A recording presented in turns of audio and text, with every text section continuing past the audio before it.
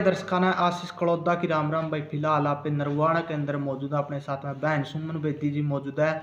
आपको पता है भाई, हरियाणा की जो केंद्र सरकार है उसने ड्राइवरों के लिए कानून पास किया है। उसमें क्या है कि कोई ड्राइवर का एक्सीडेंट करके भागता तो उसको 10 साल की सजा और 10 लाख रुपए जुर्माना लगेगा। ऐसा केंद्र सरकार द्वारा, जो गृह मंत्री अमित शाह उसके द्वारा एक कानून पास किया गया है।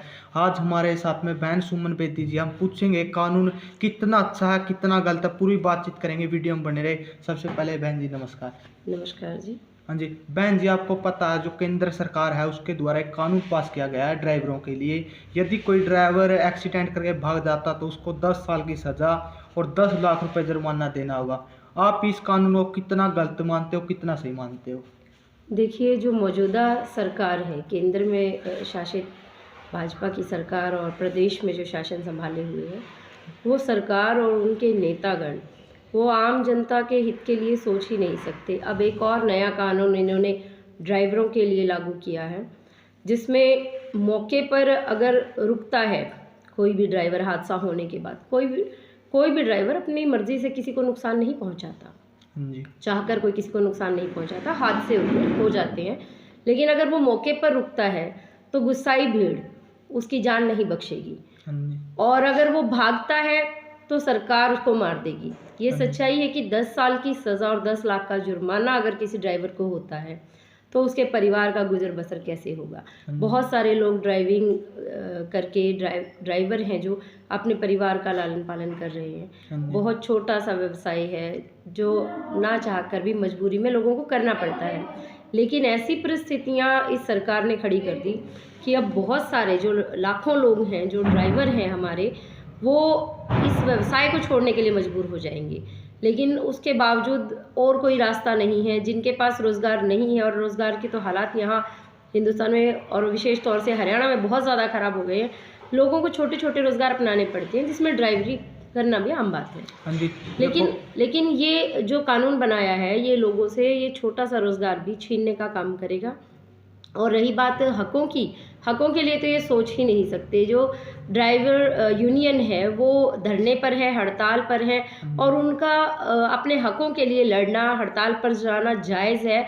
मैं भी एएस न्यूज़ हरियाणा के माध्यम से ये अपील भी करूंगी और जनता से भी अपील करूंगी कि इस कानून का विरोध होना चाहिए और ये कानून वापस लिया जाना चाहिए। हमें ड्राइवरों के साथ, हमारे जितने भी भाई बंधु हैं उनके साथ एकजुट होकर खड़ा होना चाहिए, ताकि ये जो नया काला कानून बना है इसको रद्द करवाया जा सके। हाँ जी, देख सकते हो सुमन जी, एक बात तो है, जो एक कानून आया, जो ड्राइवर है उन्होंने इसको एक नया नाम दिया है, डेंजर कानून।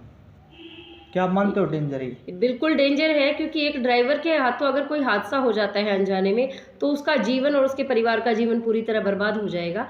इसीलिए वो सही नाम दे रहे हैं इसका, डेंजर कानून, क्योंकि जो मौजूदा सरकार है वो आम जनता का शोषण करने में विश्वास रख रही है। अब ये किस तरह से क्या प्रोजेक्ट करना चाह रहे हैं कि हिंदुस्तान के और लोगों को जो ये पेशा है ड्राइवरी, इससे भी हटाकर ये किस तरह से सिस्टम लागू करना चाहते हैं, ये इनकी मंशा यही जानते हैं। लेकिन निश्चित तौर से आम जनता के खिलाफ इनकी नीति रही है। हाँ जी सुमन जी, एक बात तो देखो, ऊपर से केंद्र सरकार ने एक साथ और किया 10 लाख रुपए जो जुर्माना लगेगा। एक गरीब ड्राइवर जो 5-10 हज़ार रुपये की नौकरी करता किसी मालिक की गाड़ी चलाकर, वो उससे देखो, आपकी बाप ने कहा कि हादसा कोई जानबूझकर नहीं करता, ये पता नहीं कब हो जाता है।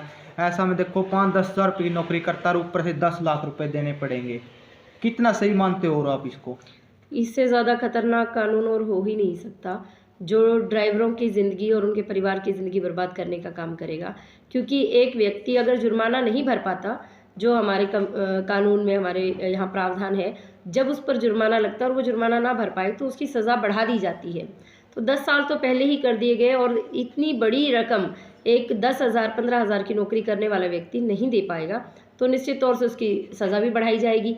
और अगर सज़ा वो कम करवाने के चक्कर में अगर कहीं से उठाकर कर्जा लेकर किसी तरह से भी चुकता करेगा, तो वो सारी उम्र उसके परिवार से ब्याज नहीं, उसका कर्ज नहीं चुकाया जा पाएगा।